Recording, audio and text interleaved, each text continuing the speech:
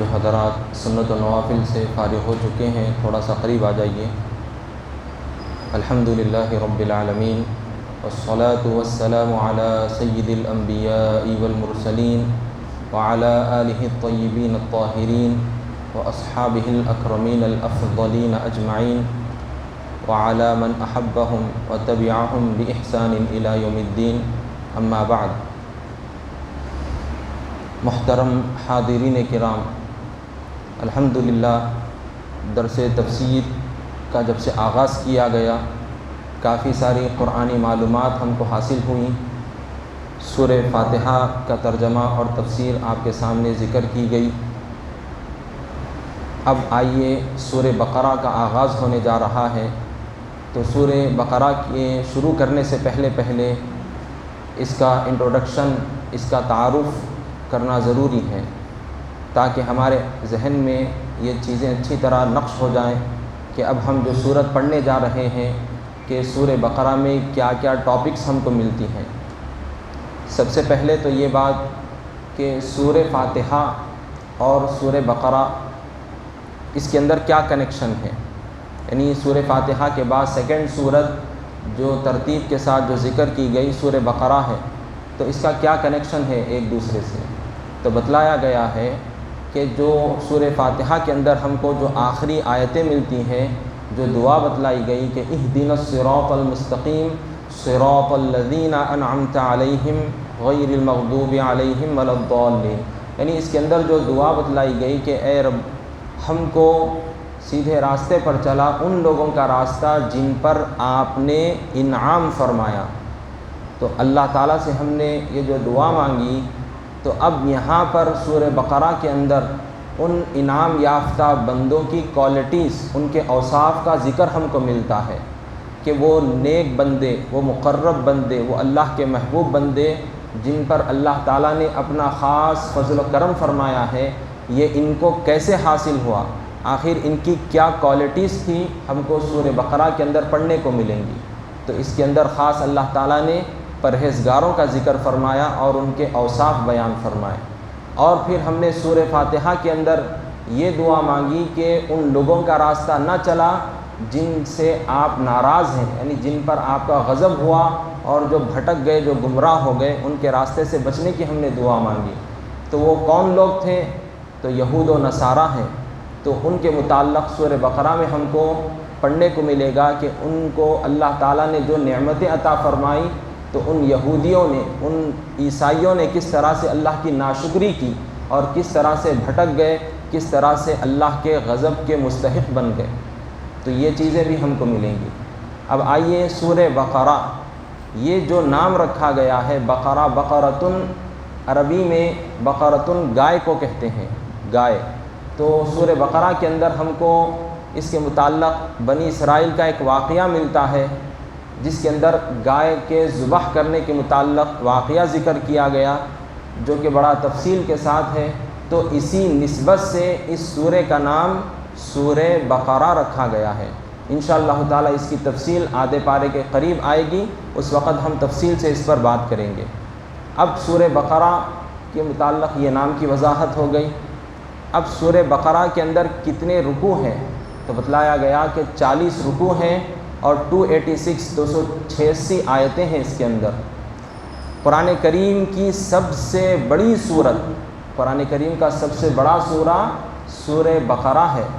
جو کہ قریب 2.5 پارے پر مشتمل ہے، 2.5 پارے پر مشتمل ہے۔ اور بتلایا گیا ہے کہ سورہ بقرہ کے اندر قریب 1000 کے قریب احکامات اس کے اندر ہم کو ملتے ہیں، مسئلے مسائل ہم کو اس کے اندر ملتے ہیں۔ اب حضور صلی اللہ علیہ وسلم نے اس سورت کے متعلق بڑی اہم باتیں ذکر فرمائی، اس کی فضیلت بتلائی کہ اس کے پڑھنے سے کیا فوائد حاصل ہوتے ہیں۔ چند حدیثیں میں آپ کے سامنے ذکر کروں گا تاکہ ہم اس سورت کو بڑے اہتمام کے ساتھ تلاوت کرتے رہیں۔ چنانچہ حضور صلی اللہ علیہ وسلم کا فرمان ہم کو ملتا ہے کہ حضور نے ارشاد فرمایا کہ اپنے گھروں کو قبرستان نہ بناؤ، یعنی اپنے گھروں میں عبادت کرنے کا اہتمام کرو، قرآن پڑھو، نمازیں ادا کرو، گھر میں عبادت کا اہتمام کرو، اپنے گھر کو قبرستان نہ بناؤ۔ پھر حضور مزید آگے ارشاد فرماتے ہیں کہ جس گھر میں سورہ بقرہ کی تلاوت کی جاتی ہے تو اس گھر سے شیطان بھاگ جاتا ہے، اس گھر سے شیطان دور ہو جاتا ہے۔ یہ حدیث شریف مشہور حدیث شریف کی جو کتاب ہے مسلم شریف، اس کے اندر ہم کو یہ روایت ملتی ہے۔ پھر اور ایک روایت ہم کو یہ بھی ملتی ہے کہ جو بندہ رات میں سورہ بقرہ کی آخری آیتوں کی تلاوت کرتا ہے تو وہ آیتیں اس کے لیے رات میں ناگہانی آفت سے بچنے کے لیے کافی ہو جاتی ہیں۔ یعنی رات میں جب سورہ بقرہ کی آخری آیتیں جو بندہ تلاوت کرتا ہے آمن الرسول، تو یہ آیتیں اس بندے کے لیے رات میں نازل ہونے والی کوئی بھی آفت مصیبت اس سے سیفٹی کا ذریعہ بن جاتی ہے۔ تو اس کا بھی اہتمام کرنا چاہیے ہم کو۔ پھر اسی طرح سے اور ایک اس کی متعلق فضیلت یہ بھی ہم کو ملتی ہے کہ حضور نے ارشاد فرمایا کہ ہر چیز کی اونچائی ہوتی ہے، ہر چیز کی ایک بڑی اونچی چیز ہوتی ہے۔ تو قرآن کریم کا اونچا حصہ، بڑا حصہ سورہ بقرہ ہے، اور اس کے اندر ایک ایسی آیت ہے جو ساری آیتوں کی سردار ہے، وہ ہے آیت الکرسی۔ تو یہ سورہ بقرہ کے اندر ہم کو یہ آیت الکرسی ملتی ہے۔ تو یہ چند فضیلتیں تھیں۔ اب آئیے سورہ بقرہ کے اندر کیا ٹاپکس ہم کو ملتی ہیں، کیا باتیں اس کے اندر ذکر کی گئی ہیں، اس کا تذکرہ سن لیجئے۔ سورہ بقرہ میں ابتدا میں اللہ تعالیٰ نے اپنی مقدس کتاب کو ہر طرح کے شک و شبہ سے پاک ہونے کا ذکر فرمایا کہ یہ وہ مقدس کتاب ہے، یہ ایسی پاک کتاب ہے کہ ہر شک و شبہ سے یہ کتاب صاف ہے، پاک ہے، کوئی اس کے اندر شک کی گنجائش نہیں۔ اللہ تعالیٰ نے جو قرآن کریم میں الفاظ نازل فرمائے، جو احکامات نازل فرمائے، یہ جو مقدس کتاب نازل فرمائی، اس کے اندر کوئی بھی شک و شبہ کی گنجائش نہیں۔ تو یہ شک و شبہ سے پاک کتاب ہے۔ پھر اللہ تعالیٰ نے اس کے اندر پرہیزگاروں کا ذکر فرمایا اور بتلایا کہ یہ کتاب پرہیزگاروں کے لیے ہدایت کرنے والی ہے، یعنی ان کو سیدھا راستہ بتانے والی ہے۔ دیکھیے سورہ فاتحہ میں ہم نے دعا مانگی تھی کہ اہدنا الصراط المستقیم، اے رب ہم کو سیدھا راستہ چلا۔ تو اللہ تعالیٰ بتلا رہا ہے کہ سیدھے راستے کے جو سورسز ہیں، جو ذرائع ہیں، ان میں سے یہ کتاب بھی ہے کہ جو بندہ اس سے اپنے تعلق کو مضبوط کر لے تو اس کے لیے یہ کتاب ہدایت کا راستہ دکھانے والی ہے، اس کو منزل مقصود کی راہ دکھانے والی یہ کتاب ہے۔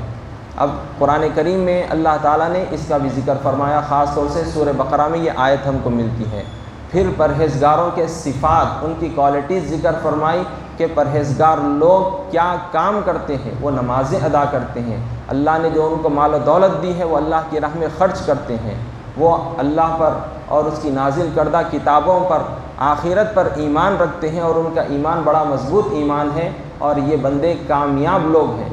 پھر اس کے بعد ہم کو سورہ بقرہ کے اندر کفار اور یہود و نصارہ منافقین کا ذکر ہم کو ملتا ہے۔ ابتدائی آیتوں میں اللہ تعالیٰ نے کفار کا ذکر فرمایا اور پھر ساتھ ہی ساتھ منافقوں کا ذکر فرمایا، کیونکہ جب تک حضور صلی اللہ علیہ وسلم مکہ شریف میں تھے وہاں پر کفار اور مشرکین کا سامنا تھا، لیکن جب حضور صلی اللہ علیہ وسلم مکے سے مدینہ شریف ہجرت فرمائے تو اب یہاں پر منافقین سے پالا پڑا، یہاں پر یہود و نصارہ تھے جو کہ مسلمانوں کے بالکل خلاف تھے۔ جب کہ حضور صلی اللہ علیہ وسلم جب یہاں مدینے کو ابھی نہیں آئے تھے تو یہود و نصارہ آپس میں ایک دوسرے کے دشمن تھے، لیکن جب حضور یہاں پر تشریف لائے، اسلام جب پھیلنے لگا تو یہ یہود و نصارہ آپس میں مل گئے اور اسلام کے خلاف نت نئی سازشیں کرنے لگے، اور بعض تو ایسے حرکتیں کرنے لگے، بعض لوگ ایسی چیز اختیار کر لیے کہ انہوں نے اپنے آپ کو دکھاوے کے طور پر مسلمان ظاہر کیا اور اندرونی طور پر کفر کو چھپائے رکھے، تو ان کو منافق قرار دیا گیا، جن میں سب سے مشہور منافقوں کا سردار عبداللہ بن ابی کا ذکر ہم کو ملتا ہے۔ تو لہذا اللہ تعالیٰ نے ان کی مکاریوں، ان کی سازشوں کا ذکر فرمایا اور مسلمانوں کو ان کے متعلق آگاہ فرما دیا۔ پھر اس کے بعد ہم کو سورہ بقرہ میں حضرت آدم علیہ السلام کی پیدائش کا ذکر ملتا ہے کہ اللہ تعالیٰ نے ان کو کس طرح سے پیدا فرمایا اور ان کی عظمت اور شان کس طرح سے فرشتوں پر ظاہر فرمائی، اور پھر آپ کو جنت میں داخل فرمایا۔ اس کے بعد ابلیس کا کیا واقعہ ہوا حضرت آدم علیہ السلام کی پیدائش کے وقت کہ اللہ نے جو حکم دیا تھا تو اس ابلیس نے، شیطان ملعون نے اللہ کے حکم کو نہیں مانا اور اس طرح سے وہ مردود قرار دیا، اس کو مردود قرار دیا گیا۔ پھر اس کے بعد ہم کو بنی اسرائیل کے متعلق واقعات ملتے ہیں کہ یہ بنی اسرائیل بہت بڑی قوم گزری ہے پچھلی قوموں میں، کئی سارے انبیاء و مرسلین اس قوم میں پیدا ہوئے، اللہ تعالیٰ نے ان کو طرح طرح کی نعمتیں عطا فرمائی۔ بنی اسرائیل کے لیے آسمان سے کھانا اترتا تھا، منّا والسلویٰ، لیکن انہوں نے اللہ کی نعمتوں کی ناشکری کی، انہوں نے اللہ کی بڑی نافرمانی کی، انبیاء علیہم السلام کو انہوں نے قتل کیا اور ان کے ساتھ بڑی بدسلوکی کی، تو اللہ تعالیٰ نے ان پر لعنت فرمائی، اللہ رب العزت نے ان پر اپنا غضب نازل فرمایا۔ تو اس کا ذکر بھی ہم کو سورہ بقرہ میں ملتا ہے۔ اسی طرح سے جادو کا رواج کب سے شروع ہوا، دنیا کے اندر جادو کا چلن کب سے شروع ہوا، سورہ بقرہ کے اندر بھی ہم کو یہ آیت ملتی ہے جادو کے متعلق۔ پھر اسی طرح سے اللہ سبحانہ و تعالیٰ کا جو عظمت والا گھر ہے بیت اللہ شریف، کعبۃ اللہ، تو اس کی تعمیر کا ذکر ملتا ہے۔ حضرت ابراہیم علیہ السلام سے اللہ نے جو امتحانات لیے اس کا ذکر ملتا ہے۔ حضرت ابراہیم اور حضرت اسماعیل علیہ السلام نے کس طرح سے اللہ کے حکم پر اللہ کے گھر بیت اللہ کی تعمیر فرمائی اور کیا دعا فرمائی تھی، اس کا ذکر ملتا ہے، اور چند مشہور بنی اسرائیل کے پیغمبروں کا تذکرہ ہم کو ملتا ہے۔ اسی طرح سے سورہ بقرہ کے اندر بڑے احکامات ہم کو ملتے ہیں، جن میں سے قبلے کی تبدیلی کا حکم جو نازل کیا گیا، کیونکہ جب تک حضور صلی اللہ علیہ وسلم مکہ شریف میں تھے تو وہاں پر بیت المقدس کی جانب رخ کر کے نمازیں ادا فرماتے تھے، لیکن حضور کے دل میں یہ چاہت رہتی تھی کہ کعبۃ اللہ بھی سامنے رہے، تو حضور اس انداز سے وہاں پر نماز ادا فرماتے مکہ شریف میں کہ بیت اللہ بھی سامنے ہوتا اور رخ بھی بیت المقدس مسجد اقصیٰ کی جانب ہو جاتا۔ لیکن اب جب مدینہ شریف کو یہاں آ گئے تو اب بیت اللہ تو کعبۃ اللہ وہاں پر نہیں تھا، تو اب حضور کے اندر یہ بڑی بے چینی تھی کہ کعبۃ اللہ ہمارا قبلہ ہو۔ تو الغرض جیسا جیسا وقت گزرتا گیا اس کے بعد اللہ تعالیٰ نے قبلے کی تبدیلی کا حکم نازل فرما دیا کہ اب بتلا دیا گیا کہ قبلہ کعبۃ اللہ شریف کو بنایا جائے، اللہ کا جو گھر ہے مقدس گھر بیت اللہ شریف، اس کو قبلہ بنایا جائے۔ تو یہ حکم بھی سورہ بقرہ کے اندر ہم کو ملتا ہے۔ روزے کے متعلق، نماز کے متعلق، زکوٰۃ کے متعلق احکامات ہم کو سورہ بقرہ کے اندر ملتے ہیں۔ روزے کی فرضیت کے بارے میں ہم کو حکم ملتا ہے، روزے کے مسائل، بڑے اہم مسائل ہم کو سورہ بقرہ میں پڑھنے کو ملیں گے۔ اسی طرح سے حج جو اتنی بڑی اہم عبادت ہے اس کے متعلق بھی احکامات ہم کو ملتے ہیں،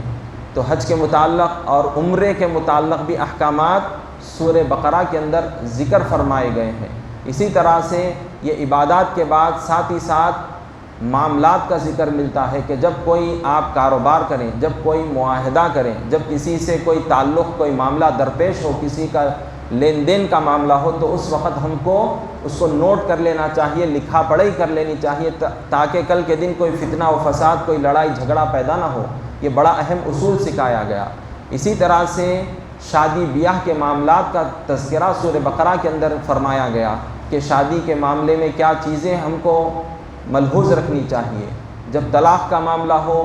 اور پھر طلاق کے بعد کتنی عدت عورت کو گزارنی ہے، یا پھر شوہر کا انتقال ہو جائے تو عورت کو کتنے مدت تک رکے رہنا ہے، عدت گزارنی ہے، اس کا ذکر بھی ہم کو سورہ بقرہ کے اندر ملتا ہے۔ اسی طرح سے جب بچہ پیدا ہو جاتا ہے تو اس کی پالنے کی ذمہ داری کس پر ہوتی ہے، اور پھر عورت اپنے بچے کو کتنے وقت تک دودھ پلائے، اس کا ذکر بھی سورہ بقرہ کے اندر کیا گیا ہے۔ اس کے برخلاف